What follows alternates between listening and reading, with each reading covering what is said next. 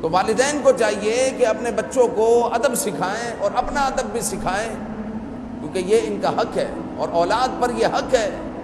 کہ ان کی عزت کرے، اکرام کرے، ان کی اعانت کرے، ان کے ساتھ تعاون کرے۔ اگر کسی